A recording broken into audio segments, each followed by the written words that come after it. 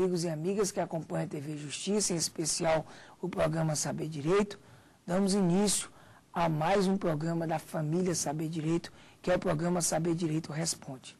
Comigo, José Herval Sampaio Júnior, eu que sou mestre e doutorando em Direito Constitucional, especialista em processo civil e penal, membro do Instituto Brasileiro de Direito Processual, da Associação Norte e Nordeste de Professores de Processo e também juiz de Direito. A gente vai destacar aqui, a partir de várias perguntas que nos foram formuladas, justamente a partir das aulas que nós tivemos sobre esse curso Tutela de Urgência no Processo Civil, a gente vai responder a diversas perguntas que nos foram encaminhadas. Lembrando também aos amigos e amigas que, se porventura houverem outras dúvidas com relação ao curso Tutela de Urgência, a tudo que nós estamos discutindo, ora discutindo, bem como em nossas aulas, podem mandar para o e-mail saberdireito@stf.jus.br. Vamos agora às nossas perguntas, né? A primeira pergunta delas aqui, você pode acompanhar, o que são tutelas de urgência e sua importância para o processo civil brasileiro. Ora, as tutelas de urgência assumem importância transcendental para todo o processo civil. Por quê? Porque nós sabemos que talvez a maior angústia, a maior depressão desta relação da sociedade para com o poder judiciário através do processo, em especial o processo civil, é a questão do tempo, principalmente o tempo exagerado. Então, muitas vezes, tanto o tempo demorado como o próprio tempo, já que o tempo é o inimigo invencível do processo, algumas situações acontecem em que colocam em risco a própria eficácia da atividade jurisdicional ou o próprio risco, vamos dizer, de se conseguir, ao final do processo, com o transcurso do tempo regular, satisfeito o devido processo legal, se conseguir a efetiva proteção do direito. Nesse cenário é que se apresentam as tutelas de urgência, que são técnicas processuais previstas no CPC e em legislações extravagantes para aquelas situações que colocam em risco a ineficácia da própria atividade jurisdicional e, ao mesmo tempo, a própria ineficácia do direito material a ser protegido e que, consoante previsão específica da lei, há a possibilidade do juiz conceder algumas medidas, quer medidas cautelares, quer medidas satisfativas, que venham justamente assegurar essa eficácia. A maioria delas, inclusive, são concedidas vias liminares. Daí a importância que você vê. Em muitos casos, sem as tutelas de urgência, o seu direito, por mais que ele venha a ser reconhecido, ele vai ser considerado ineficaz. Ele não vai ser justamente potente. Ele não vai conseguir surtir os seus efeitos. Daí a importância das tutelas de urgência para o processo civil brasileiro. Vamos agora a mais uma pergunta que nos chega aqui, que é justamente a diferença básica entre tutela cautelar e tutela antecipada, não é? Para nós, inclusive, aqui em parênteses satisfativa. Ora, as espécies de tutela de urgência as mais utilizadas são essas, justamente a tutela cautelar e a tutela antecipada, que desde já nós precisamos esclarecer. Em que pese ser espécies das tutelas de urgência, ou seja, nós temos um gênero tutela de urgência, são coisas distintas com objetivos distintos. A tutela cautelar, como o próprio nome está a enunciar, justamente busca uma medida acautelatória, uma medida conservativa para assegurar o resultado útil e eficaz da atividade processual. Por isso que os doutos, né, costumam dizer que enquanto o processo, hoje inclusive na visão sincrética, né, o processo é o instrumento de realização do direito material, o processo cautelar é o instrumento do instrumento, porque ele serve à tutela do processo. Ele protege o processo e só protege o direito material por via oblíqua, por via reflexa. Ele não incide diretamente no direito material, só conservando a situação enfática para que no momento oportuno, quer seja a atividade de reconhecimento do direito ou a atividade de satisfação do direito, possa-se ter as condições ideais fáticas para que realmente a tutela seja eficiente. Já a tutela satisfativa, não. Ela vai mais além. Ela não se contenta tão somente em conservar, não. A tutela satisfativa ou tutela antecipatória, como alguns gostam de chamar, até pela dicção do artigo 273 do CPC, como o próprio nome está a dizer, ela antecipa efeitos fáticos, satisfativos do futuro pedido principal, que só seria dado quando da sentença. Veja, daí a ideia de que na tutela antecipada, os efeitos fáticos são dados no início do processo. Ele não se contenta somente em acautelar, ele satisfaz, pelo menos em termos fáticos, já no início do processo, no meio ou até no final, mas sem ainda, vamos dizer, terminado o processo, sem que ocorra, vamos dizer, a coisa julgada, que aí sim, a sentença é que traz, vamos dizer, a satisfação jurídica. Então é bom que se fique claro que, em que pese ser espécies da tutela de urgência, a tutela cautelar tem um objetivo, a tutela antecipada ou satisfativa tem outro objetivo. Por fim, também, tem uma pergunta interessante aqui.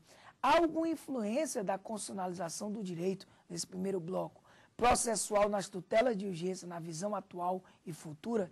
Tem. A constitucionalização do direito processual é um dos movimentos mais interessantes hoje, que inclusive tende a ser positivado no projeto novo CPC, significa a necessidade imanente de que os valores constitucionais, em especiais as garantias constitucionais processuais, passem a realmente se fixarem, passem a ser materializadas durante todo o processo.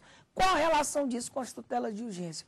Ora, por exemplo, o acesso à justiça numa ótica material, que é a leitura que a gente faz do artigo 5º, inciso 35, que diz que a lei não excluirá de apreciação do Poder Judiciário lesão ou ameaça de lesão a direito, entendida nessa ótica de que realmente, quando se vem ao Poder Judiciário com uma lesão a direito ou ameaça de lesão a direito, significa dizer que só vai realmente haver o cumprimento desses valores constitucionais quando o direito material em específico, que caso seja reconhecido ou tem que ser satisfeito, ele seja atingido na prática.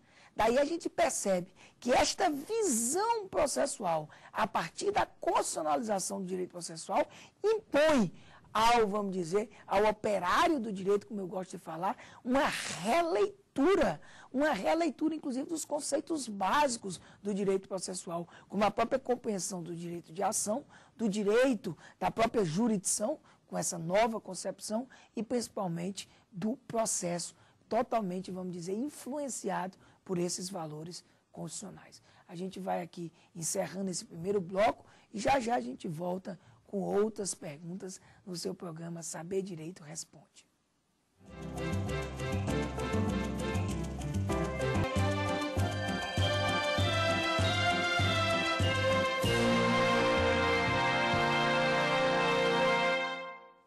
De volta com o seu programa Saber Direito Responde, mais um programa dessa família Saber Direito. Nós vamos enfrentando mais algumas perguntas que a gente tem. Eu, José Evaldo Sampaio Júnior, como você sabe, sou professor universitário, juiz de direito, estamos nesse nosso curso, tutela de urgência, agora nessa parte de responder algumas perguntas interessantes que nos foram enviadas. E aí pergunta, olá professor, e a cautelar satisfativa ainda existe? Olha, pergunta difícil, né? Ela não deve existir, porque uma coisa é acautelar, outra coisa é satisfazer. Ela tinha até, vamos dizer assim, a ideia de poder existir, ela tinha uma razão de poder existir antes da vinda do Instituto da Generalização da Antecipação dos Efeitos Práticos da Tutela, que foi, vamos dizer, inserido pela Lei 8.952. O artigo 273, ao prever a possibilidade, em qualquer processo e procedimento, de se antecipar os efeitos práticos, já no início do processo, ou seja, já permitindo a satisfação fática, a satisfação dos efeitos externos, através de um pedido próprio, diferente da tutela cautelar, diferente justamente daquele exercício que era feito erroneamente no processo cautelar, já nos autoriza a dizer que não deve haver mais cautelares satisfativas. Até porque essas cautelares satisfativas, no nosso entender, sempre foi uma deturpação da própria pureza do processo cautelar. Quando o Instituto veio a ser generalizado, algumas pessoas disseram que agora, não, a antecipação é muito mais do que a cautelar. Então, não tem mais sentido a tutela cautelar. Pelo contrário, o Instituto da Antecipação de Tutela, no nosso sentir, colocou a tutela cautelar e até mesmo o processo cautelar no seu devido lugar, para justamente explicar. Nós temos duas espécies de tutela de urgência. Um é justamente a tutela cautelar e o outro é a tutela satisfativa. Então, a ideia de ter uma cautelar satisfativa não vai de guarida, vamos dizer, a esse cabedal instrumental. Agora, isso não autoriza a dizer que eu não possa ter uma medida que seja ao mesmo tempo cautelar satisfativa ou satisfativa cautelar, com a predominância de uma ou de outra em cada caso concreto. Outra pergunta também que nos chegam aqui, professor Eval, o que o senhor acha da confusão doutrinária acerca da fungibilidade na conversão da antecipação de tutela em cautelar incidental? Eu diria que essa confusão doutrinária dessa via da pergunta, ela foi até solucionada, né, pelo artigo 273, parágrafo 7º. Mesmo aqueles, vamos dizer, que precisaria da lei para dizer claramente que deveria haver uma previsão expressa, como há hoje no parágrafo 7º, ou seja, eu peço uma antecipação de tutela, quando na realidade o que você está pedindo é uma medida cautelar. E aí, dentro do cientificismo processual, eu teria que requerer essa tutela cautelar via de um próprio processo. E aí esse parágrafo 7 veio resolver esse problema, dizendo claramente que pode-se conceder uma medida cautelar incidental ao processo. Tá? Antes mesmo, inclusive, dessa lei, que generalizou essa possibilidade, a Lei 10.259/01, a Lei dos Juizados Especiais Federais, já previa, inclusive, a própria possibilidade de conceder a medida cautelar incidente dentro do próprio processo. O problema é o contrário, é justamente a fungibilidade de mão dupla. Significa dizer, quando é que eu posso conceder? Eu peço medida cautelar e o caso é de antecipação de tutela, que não há previsão expressa. Existe essa possibilidade, com todo respeito a quem pensa em contrário, independentemente, inclusive, de que passe todas essas novas, vamos dizer, ideias do projeto novo CPC, eu entendo que sim. E aí o que é que vai ser feito? Vai ser oportunizado ao autor que emende a inicial, para que ele formule o seu pedido inicial, para que ele faça a ação agora na forma de ação principal, na forma de ação realmente com o seu pleito final, e se ele não fizer, vai ser revogada a liminar que foi lhe deferida, ou essa própria medida que lhe foi deferida, isso não há problema nenhum. É a gente tratar o processo na ótica de simplificar e, principalmente, proteger o direito material. E aqui tem mais uma pergunta também, que chega para a gente, né? Professor Eval, o processo cautelar no projeto do novo CPC vai acabar mesmo? Como ficará então? As pessoas tendem a confundir, não é? Tendem a confundir como? A ideia de que, acabando o processo cautelar, a tutela cautelar acabaria. Não. Olha, mesmo que acabasse a tutela cautelar, que o legislador não faria uma loucura dessa nunca. Mas digamos que ele se atrevesse a retirar da previsão expressa a tutela cautelar. Eu teria a tutela cautelar íncita à compreensão do artigo 5º e 635, que é até já enfocado aqui por nós. Mas realmente tudo leva a crer que o processo cautelar, com todo o seu cientificismo, né? Inclusive o processo cautelar, a ideia de um tertio genius, esse livro 3, ele tende a acabar. O que significa o quê? Que necessariamente eu não poderei mais adentrar com um pleito cautelar dentro de uma relação processual cautelar. E como é que eu pedirei as tutelas cautelares? Normalmente, dentro do meu processo. Eu farei um pedido dentro do meu processo, um pedido de medida cautelar. Se for no início do processo, uma liminar cautelar já no início do processo. Se for antecedente, dentro da proposta que está aí para ser discutida, eu peço só a medida cautelar incidente, antecedente, e logo após eu entro com o pleito principal. Não com o processo, né? Já ia confundindo. É a ideia. Você não vai precisar mais entrar com o processo principal. Você só entra com o pleito principal. Fica tudo dentro do processo único sincrético. É uma simplificação que vai haver. A gente acha que, inclusive, vai ser interessante. Por quê? Porque na prática hoje, poucos são os colegas advogados, pelo menos pela nossa experiência, que ainda adentram com o processo cautelar.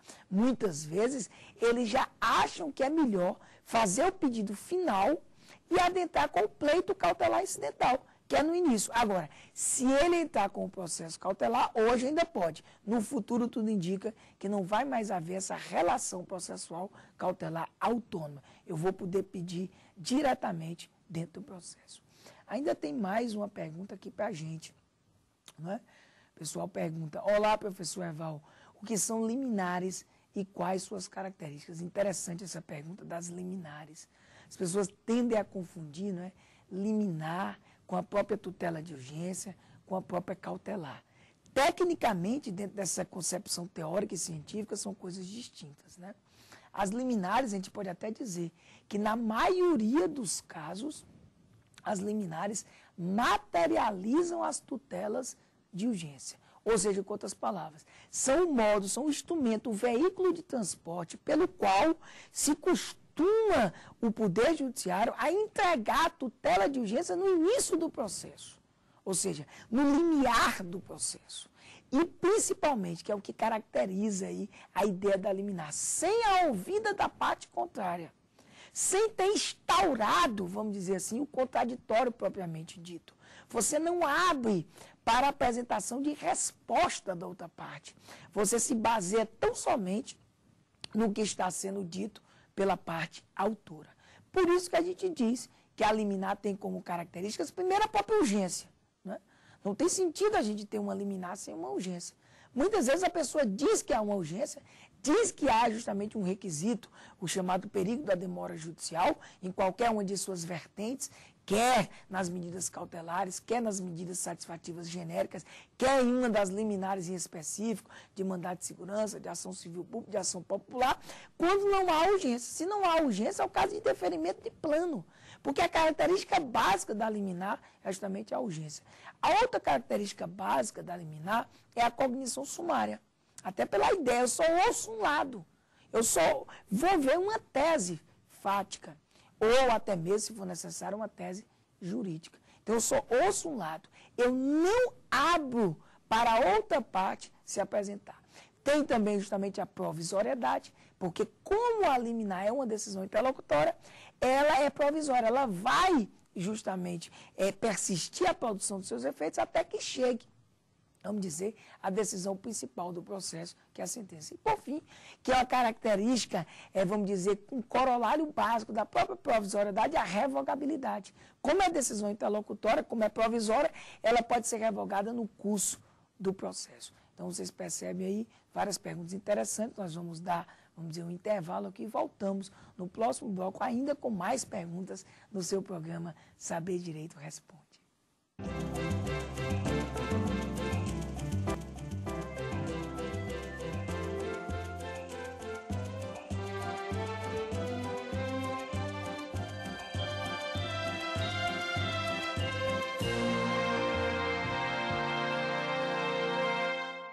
De volta, amigos e amigas, com o seu programa Saber Direito Responde, no nosso curso Tutela de Urgência, eu, José Erval Sampaio Júnior, você sabe, professor universitário e juiz de direito. Vamos enfrentando aqui mais algumas perguntas que nos enviaram aqui.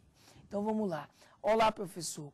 Como funcionará o mecanismo em que o magistrado que definirá a medida a ser utilizada no caso concreto? Realmente, o projeto novo CPC, dentro da sistematização que é feita das tutelas de urgência, para o final da parte geral desse projeto, vai justamente colocar na mão do magistrado, no caso concreto em específico, qual a medida de urgência, qual a tutela de urgência a ser usada. Se é uma tutela cautelar, se é uma tutela satisfativa, se é uma tutela inibitória, em que pese não haver a previsão específica dessa tutela inibitória, ou mesmo a tutela da remoção do ilícito, o magistrado, a partir das peculiaridades de cada caso concreto, a partir do risco em concreto e em específico, ele vai verificar qual a melhor maneira dele justamente assegurar a eficácia da prestação jurisdicional, por conseguinte, ao final, assegurar a tutela do direito material, que é o mais importante. E aí, evidentemente, o projeto novo CPC facilita nesse sentido, porque trata dos mesmos requisitos. Chama, inclusive, de plausibilidade do direito, tanto para as tutelas cautelares quanto para as tutelas satisfativas, como o risco de dano irreparável de difícil reparação, que pese justamente as críticas a ambas, vamos dizer, as expressões, e essa unificação desses requisitos parece que realmente vai continuar assim, mas com certeza a prática vai demonstrar a consolidação dessas tutelas de urgência. A gente espera que não ocorra mais problemas, vamos dizer, no dia a dia, porque, repito, esse sistema de tutela de urgência já está praticamente consolidado no dia a dia forense. Tem outra pergunta também interessante aqui. Professor Eval, acaso passe no projeto novo CPC, o que significa a estabilização das tutelas de urgências como medidas antecedentes? Olha, eu reputo como extremamente interessante essa previsão da estabilização das tutelas de urgência. Por quê? Por muito tempo, nós tivemos, principalmente com o processo cautelar, vamos dizer, a obrigação do autor, que tinha uma tutela cautelar deferida em seu favor, ele é que tinha que adentrar com o processo principal, contados 30 dias da efetivação da medida liminar, ele tinha que entrar para continuar fluindo os efeitos daquela tutela de urgência que lhe foi deferida.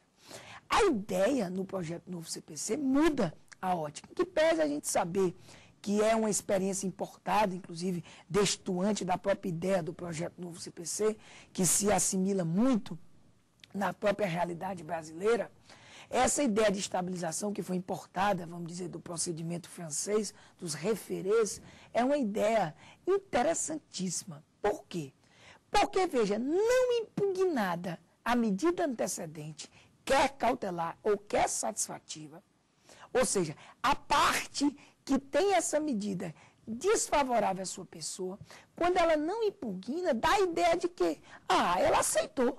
Então, nós vamos estabilizar os efeitos dessa tutela até que essas próprias partes, que é o autor, que queira trazer uma satisfação jurídica, já que essa estabilização não faz coisa julgada, ou o próprio demandado queira discutir. Então, olha como é interessante. Às vezes, pela própria tutela de urgência, você acomoda tudo. Interessante, né? Inclusive, acredito muito nesse novo instrumento, nessa nova técnica processual que deve ser idealizada pelo projeto novo CPC. Por fim, ainda temos uma pergunta interessante. O que está sendo discutido, professor Eval, em relação às tutelas de evidência. As tutelas de evidência parecem ser uma das bandeiras do projeto novo CPC. Uma ideia, inclusive, muito originária, muito interessante, trazida pelo nosso ministro Luiz Fux, do Supremo Tribunal Federal. Ele, como sabem, como todos sabem, foi o presidente da comissão, né, de juristas desse anteprojeto. E ele acredita, e eu também acredito, que em algumas situações, quando a situação fática e a tese jurídica se encontra demonstrada de plano, para quê? Para que a gente tenha atos processuais totalmente desnecessários, quando esse direito já se mostra evidente, já se mostra caracterizado de plano? Isso não é nem uma novidade tão grande, como a doutrina chama a atenção. Nos casos, vamos dizer, de pontos incontroversos, de situações que já não mais têm controvérsia, ou no próprio abuso de direito de defesa hoje, já se permite. E aí a discussão sobre a natureza jurídica dessas tutelas de evidência, só não tem esse nome. E também as novidades da sistematização, há realmente uma sistematização dentro do anteprojeto, trazendo o incidente de resolução de demandas repetitivas, nesses casos de incidente de demandas repetitivas, quando tiver acertada a tese jurídica, eu vou aplicar de plano, ou os próprios julgamentos do STF e STJ. É bem interessante essa ideia da tutela de evidência. Lembro, por fim, que não há necessidade para haver a concessão da tutela de evidência existir a ideia do periculum in mora, ou seja, o risco, a questão da urgência. Em que pese estar formalmente atrelada à tutela de urgência, não há essa devida ligação. Amigos, espero que vocês tenham gostado e acompanhado. Mais dúvidas poderão ser encaminhadas. Se você quiser, inclusive, rever esse nosso programa para fixar os entendimentos, né, para ficar realmente consolidadas as ideias por nós aqui esposadas, você pode justamente acessar pelo site www.youtube.com/Saber Direito Responde. Valeu, pessoal. Espero que tenham gostado e a gente se encontra em um próximo encontro. Valeu.